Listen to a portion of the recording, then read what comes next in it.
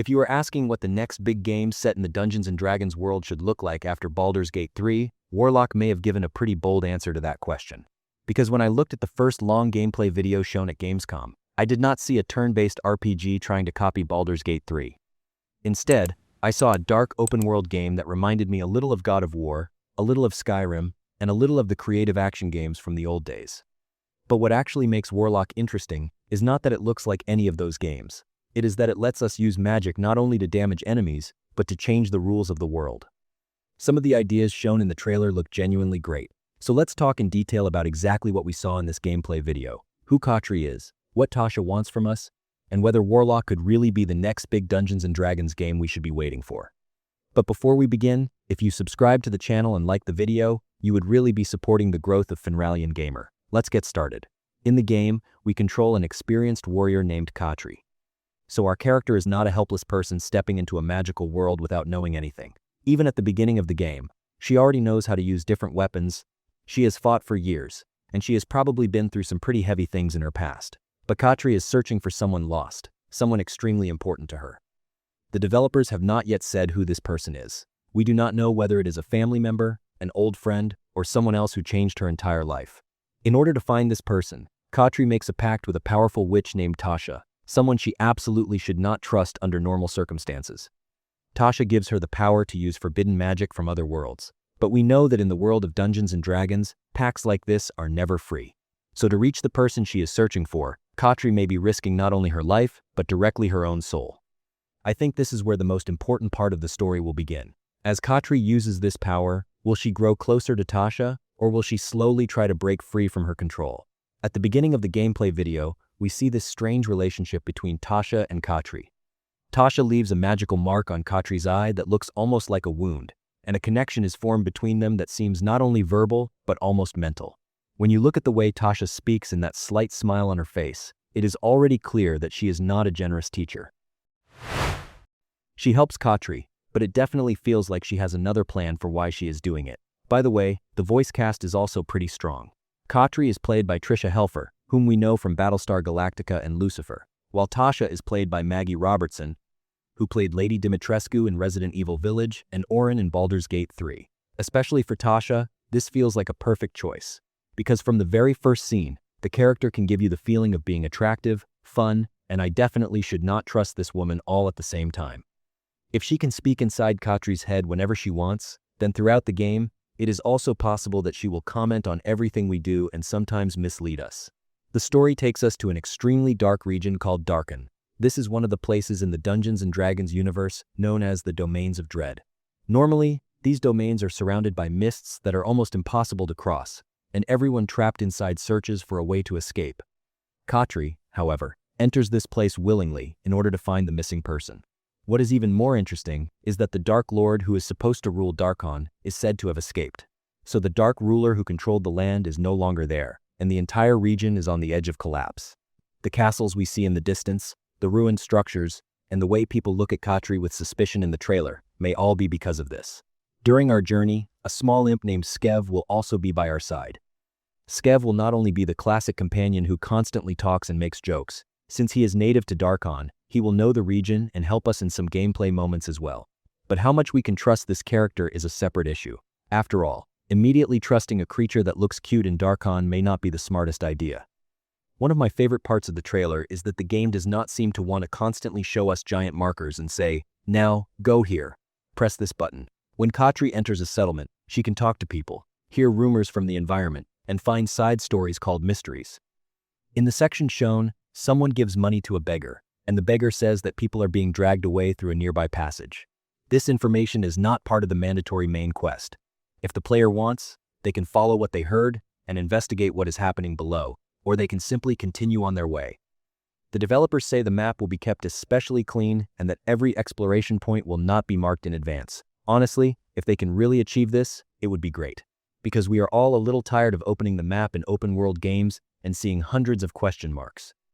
Here, the goal will be to investigate a strange castle we see in the distance, a cave, or a mysterious event people mention out of our own curiosity, instead of clearing an icon on the map. The difference in the magic system also appears exactly during this exploration section. Kaatri does not only have fire, ice, and lightning attacks that she uses during combat. For example, to burn a wooden obstacle blocking her path, she can grab a nearby lamp with magic and throw it. Then, if she needs to put out the fire, she can pull a sphere of water from a nearby source and throw it at the same spot. In another place, she lifts a chest into the air and uses Misty Step to briefly lose her solid form and pass through iron bars. On a broken staircase, she places the Black Tentacles spell on a wall, then attaches a large piece of stone to those tentacles to create a new platform for herself. Look, if this system works as freely as it is described, it could definitely become the strongest part of the game. Because instead of giving you one specific correct spell, it asks you to combine the tools you have. Maybe I will burn an obstacle to pass through, someone else will stack boxes, and another player will use a completely different spell they found earlier. The same logic continues on the combat side.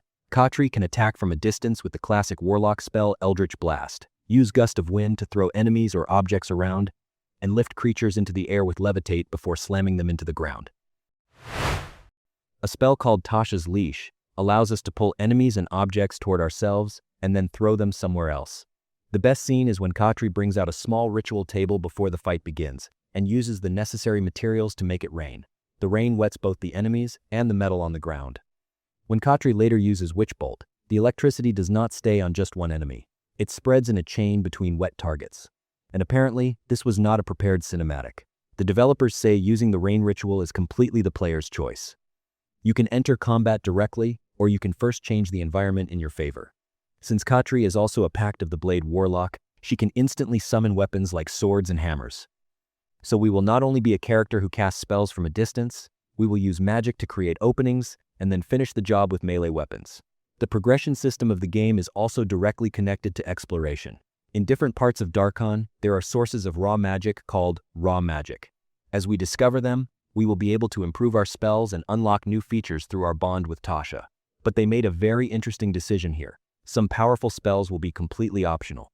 So, while I am exploring the world, I may find a spell, but you may never see it because you went straight through the main story. This way, two players can enter the same battle with completely different abilities. There will also be new armor, talismans, potions, and pact weapons. Some equipment will work better together with certain spells. However, we will not be able to turn Kaatri into any class we want. She will remain a fixed character with her own story and personality. The developers also say they do not want the world to be unnecessarily huge. The map will be large, but we will not run through empty land for 15 minutes just to get from one point to another. There will be different regions, from mountains to coastlines, but there will also constantly be events, hidden paths, and areas to discover around us.